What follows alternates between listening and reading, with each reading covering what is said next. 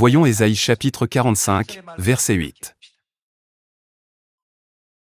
Que les cieux répandent d'en haut, et que les nuées laissent couler la justice. Que la terre s'ouvre, que le salut y fructifie, et qu'il en sorte à la fois la délivrance. Moi, l'Éternel, je crée ces choses. Malheur à qui conteste avec son Créateur. Vase parmi des vases de terre. Ceux qui ne sont que vases parmi des vases de terre se querellent avec celui qui les a créés, le Créateur. L'argile dit-elle à celui qui la façonne, « Que fais-tu » Et l'œuvre dit-elle à l'ouvrier, « Tu n'as point de main »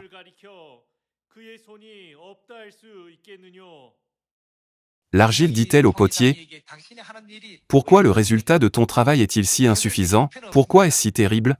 Pourquoi ne peux-tu pas faire mieux » Comment l'argile peut-elle oser parler de cette manière au potier? Cela veut dire que ceux qui ne sont que vases parmi des vases de terre ne pouvaient pas dire ces choses à celui qui les a créés. Dieu veut que nous comprenions clairement et correctement notre existence et notre position. Voyons Ésaïe chapitre 29, verset 15. Malheur à ceux qui cachent leurs desseins, pour les dérober à l'Éternel, qui font leurs œuvres dans les ténèbres, et qui disent, « Qui nous voit, et qui nous connaît ?»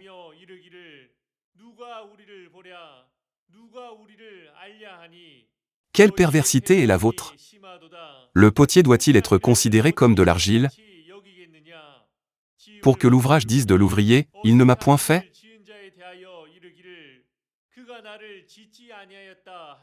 Pour que le vase dise du potier, « Il n'a point d'intelligence »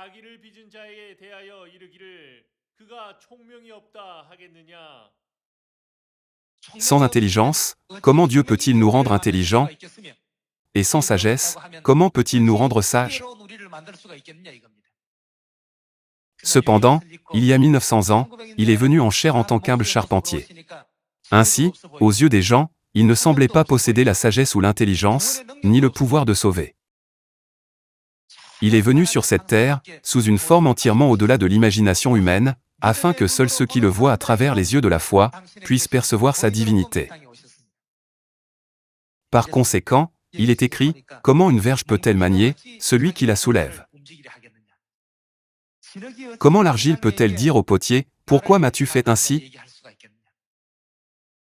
Nous devons tous reconnaître celui qui contrôle tout, et nous efforcer de faire avancer l'Évangile, de manière plus claire et plus efficace. Comme il est écrit dans l'Apocalypse, examinons une fois de plus, qui sont l'Esprit et l'Épouse, qui sont venus pour nous accorder la vie.